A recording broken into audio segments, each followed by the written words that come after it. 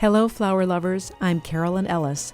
Welcome to Design in Bloom, seasonal flowers for your table and home. I often hear people say, I love flowers. I wish I could arrange them. Design in Bloom is my response. In each episode, I will take you step by step through a flower arrangement, low stress, high success. Thanks for joining me. Let's design some flowers for your table and home. Hello, everyone. Welcome to Design in Bloom, arranging seasonal flowers for your table and your home. I'm Carolyn Ellis, and I'm so happy to be with you today. This is my absolutely favorite time of year. The holidays are ahead, but we're still enjoying the days that are pretty long, and the sunshine just sparkles. Here in Lexington, the maple trees are outdoing themselves in reds and gold. It is just magnificent. We'll be making a centerpiece for Thanksgiving and using flowers that are in the Thanksgiving palette. So with these beautiful Calla Lilies, we have orange roses. We'll be using the safflower, which has a very thistle-like appearance, some dark red mums, filling in with some rose hips, and working with various kinds of foliage. To begin, I'll tell you about the container. This is a simple compote. It is about 6 inches high and 8 inches wide at the top. It's a classic form, but with a contemporary twist. Very simple, clean lines, and it has a beautiful rosy cast to it. We're going to be using a stem network to hold the flowers in place, and to support that stem network, I've put a tape grid across the top of the container. I used floral tape and made a simple tic-tac-toe framework. So to begin, I'm using Italian ruscus, which is this beautiful long arching green, cutting it into pieces. And although the arrangement is going to have a casual look, it has a format. And the format can be thought of as a three-pointed star or triangle. We'll be having a point of emphasis at 12 o'clock, 4 o'clock, and 7 o'clock. So I'm going to place these stems here. I'll actually add a little water to bring that level up just a little bit to make sure the stems are going to be in there. And we'll get these all tucked in. Italian ruscus is great for this because it has all these side stems. So as you're working, you're building a tighter and tighter network that will just grip the flowers as you put them in. So here I'm using these pieces again, as we said, 12 o'clock, 4 o'clock, and 7 o'clock.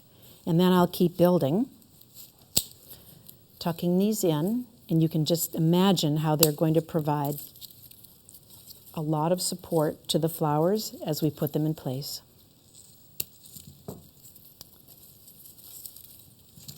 Coming right along here. The roses that I bought at Wilson Farm came in a bunch that was in 3 colors. These beautiful orange roses we're going to use today, and then the red ones and the yellow ones. And that's actually very nice because we can think about using this arrangement for holidays with a deeper red rose if you'd like to. Or if you're like me, I have a daughter with a winter solstice birthday. So I have always had to think about how to make her birthday special, but not have it seem like just another December holiday. So I'm tucking this in and just about done with this. There. There we go. Great. So now we can see we're pretty well set. So with the Calla Lilies, I purchased this bunch of 10, and so we're going to use about 6 to go around the outside. You can see that they have this incredible simple shape. Calla Lilies have a smooth flower, and they have a very smooth stem. And one of the elements of design that we work with is color, but one is texture. So we're looking for a variety of textures. Smooth texture can be hard to come by in flowers. Calla Lilies certainly offer that. Foliage often does too. But if you look here at the flowers that I've chosen for today, the roses have texture. I would call it a moderate texture. The safflower here has a lot of fine texture, And these callas are just beautifully smooth. Can really read their very simple form. I'm working today also on a turntable, which helps to keep things even, and so I don't have to work backwards. You might have a Lazy Susan that you could use at home for that. I do find also that it's really, really helpful to make as little mark. I've actually put a piece of tape on the front because after I've turned this a whole bunch of times, it's pretty easy to get lost and not be able to remember exactly where I've been or quite where I'm going. One of the important things to remember in designing flower arrangement is to make the back look finished. And here, because it's a centerpiece, we do need to finish the arrangement all around. But that can involve a lot of turning, and so it's also really nice to keep track of exactly where you were. There, look at that. Isn't this material incredible, especially for this time of year?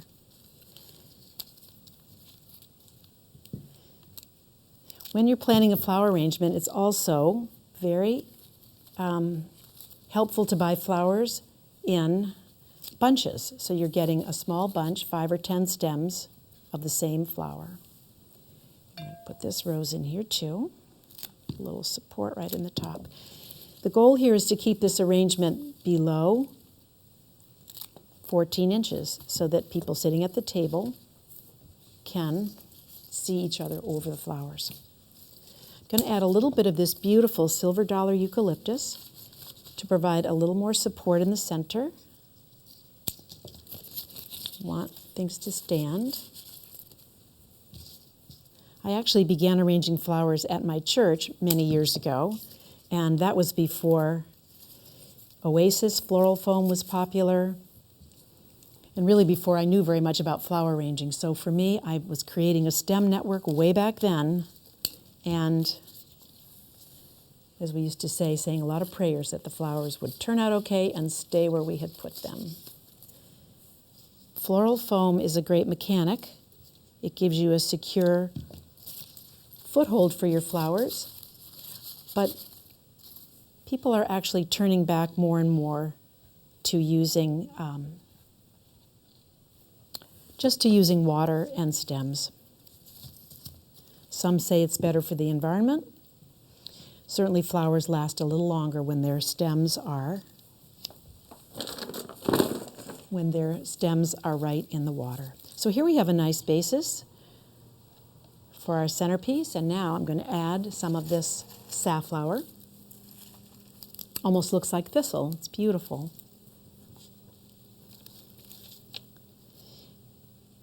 Trim these down. Here we go. Tuck this in. We're looking for balance. We're looking for variety. We're looking for some contrast. We're working with color. And really just keeping in mind this overall notion of a three-pointed star. Also, it's good to remember, I'm going to take this a little shorter, good to remember your dinner guests will be seated, so you can always drop down and see what it looks like from the side. And another thing we want to be doing is breaking the edge of the container. That is just letting some of the plant material lap over the edge to create a softening between the flowers and the container. Here we have what we could call a secondary flower. These beautiful, beautiful red mums with a daisy center. I'm going to cut them up and tuck them in nice and deep. Just let them be a little bit of dark contrast. Get a little hint of what that's going to look like.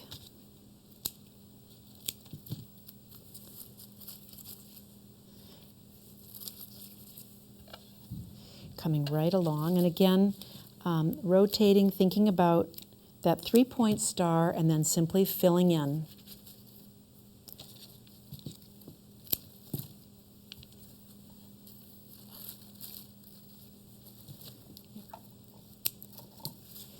Coming right along, we'll be able to add a couple more callas to this. These little mums were beautiful because they have a daisy center, that bright green center, which really gives them just a liveliness. Dark colors do recede in an arrangement. They can be hard to see. So by tucking them in, I'm giving this arrangement some depth, and I'm letting this little green center do the job of providing just a hint of brightness down in. Okay. Then, what else can we work with here? We have these beautiful rose hips. I have to admit, I gathered these. They're a foraged item. I gathered them along the Metropolitan Parkway in the vicinity of Trapello Road.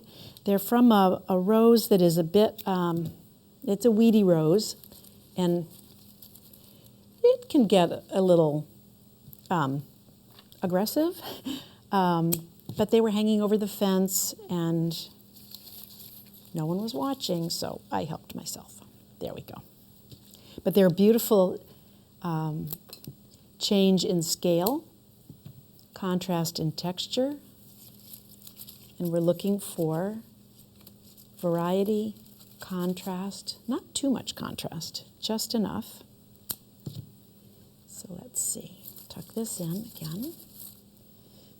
This one, just want this just a tiny bit shorter, so we'll just nip it off. Here we go. Beautiful plant material, hard to go wrong when the flowers are so pretty. They're just pretty. And what a time of year. They're just so beautiful. Maybe have one more of these. Tuck this in here.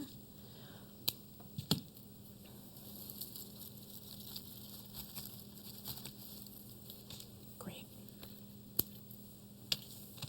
You could do this also with plant material from your yard. When it gets closer to the holidays, you could do it with holly. Now, let's add back in some of these callas. We'll just tuck these closer here to the top. There we go. Make sure everyone at the table will be able to see them in all of their absolute beauty. They're so pretty. A little bit of directionality to them. There. There we go. Have an extra one. And then let's try, this is just a burgundy grass.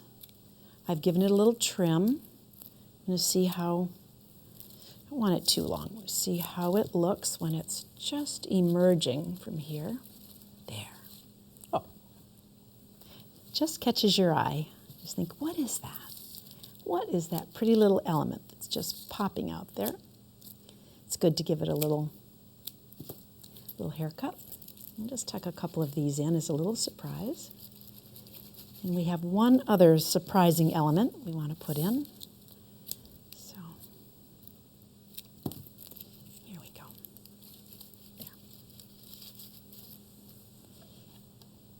Yeah, a couple more of those. And then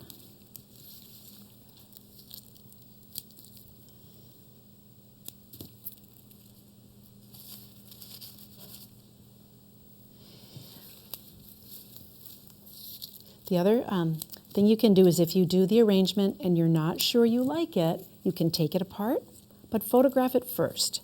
Take a photo, take it apart, and simply start over. There's no harm in starting over. And you'll have a record of what you created the first time to compare. We'll add this right here. And then, the last element are these beautiful crab apples, again from Wilson Farm, and they need a little bit, they need a stake to stay in. So I'm going to press this right into here, and then we'll find a place for them. Right in here, let's tuck that in, look at that. And here, looking for the more yellow side, a little less red. I'll be a little surprise for your dinner guests. They'll be sitting at the table going, oh my gosh, there's a crab apple tucked in there. So you have your overall impression and then a more richer view for people to enjoy as they sit and have some time to be at your table and enjoy what you've put together. There. One more. We'll just do 4 here. Again, these are just little barbecue skewers. You can use for a kebab. And we can tuck this one right in here. There. So I would say we are done. We have created a beautiful, beautiful centerpiece for a Thanksgiving table. Again, we have a 3-point stars we talked about. We have a low height for allowing people to see each other over the table. We have a combination of textures and colors. We have flowers that people might be familiar with, like a rose. We have a calla lily, again, with a smooth texture. We have the apples with nice smooth texture. We have the safflower, which has a softer, more almost bottle brushy texture. The rose hips with their beautiful little stippled seeds. And then we have the wonderful greens that just pull it all together and make it rich and beautiful. This is complete. One final touch I want to put on it is to add just a little bit of this beautiful seeded eucalyptus to break the edge of the container. As you can see, we have it here. We'll just tuck it in. Doing a final check. Is it perfect? Is it ready for the table? I might say, I think my guests are going to see that we just need to soften this just a tiny little bit. So here we'll bring this down and add yet another beautiful little texture and a little bit of gray-green. And there. We are good to go. One more touch. There. Okay. Thank you.